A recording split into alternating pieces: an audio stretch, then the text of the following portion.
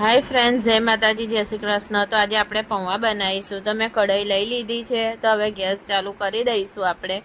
તો ગેસ ધીરો રાખીશું આપણે। હવે એની માં 2 ચમચા તેલ નાખી દઈશું અને થોડું તેલને ગરમ થવા દઈશું આપણે, જેથી આપણી રઈ સરસ ફૂટી જાય, એટલે વાર લાગે ના રઈને થતા। આપણે રઈ ઉમેરી લઈશું એમાં। હવે રઈ આપણી થઈ ગઈ છે। તો હવે આપણે આ કાજુ લીધા છે મેં 5-6, તે નાખીશું। હવે મરચાં, લીલા મરચાં છે તે ઉમેરી લઈશું। લીલા મરચાં થવા દઈશું થોડા। હવે આપણે એક બટાકો ઝીણો કાપેલો હતો એ મેં લઈ લીધો છે, તે આપણે હવે મિક્સ કરી લઈશું અને આપણે એને થોડી વાર થવા દઈશું, 5 મિનિટ સુધી। આપણે એને ઢાંકીને બી થવા દેવો પડશે। આપણે અંદર મીઠું ઉમેરીશું હમણાં।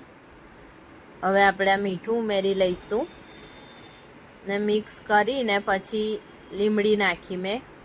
હવે આપણે કેમ કે લીમડી હું ઉપરથી નાખું છું, હવે ઢાંકી લઈશું। હવે ઢાંકીને 5 મિનિટ થવા દઈશું, કેમ કે આપણો બટાકા ચડે ને ત્યાં સુધી થવા દેવું પડશે।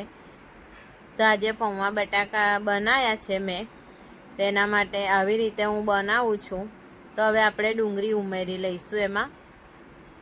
હવે ડુંગળીને ઉમેરીને ઢાંકવું નહીં પડે, આપણે થોડી વાર થવા દઈશું અને પછી આપણે મસાલા કરી લઈશું। ત્યાં હળદર લીધી છે અડધી ચમચી અને ગરમ મસાલો લીધો છે મેં ગરમ મસાલો નાખું છું, એનો સ્વાદ સારો આવે છે। તો લીંબુ 1 લીધું છે મેં, તો 1 લીંબુ નિતારી લઈશું અને મેં અંદર 2 ચમચી ખાંડ નાખી છે મેં।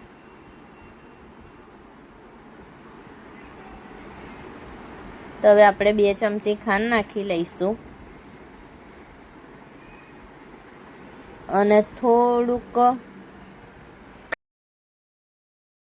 પાણી નાખીશું અને મિક્સ કરી લઈશું અને ડાયરેક્ટ પૌવા નાખી દઈશું આપણે। એ મેં ધોઈને મૂક્યા હતા, સાફ કરીને પલાળીને મૂકી રાખ્યા હતા, એટલે મતલબ કે પાણીથી કાઢી લેવાના, ધોઈને એવી રીતે જ લેવાના છે।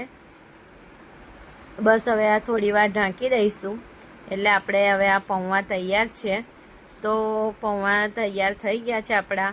તો વિડીયો ગમ્યો હોય તો લાઈક કરજો।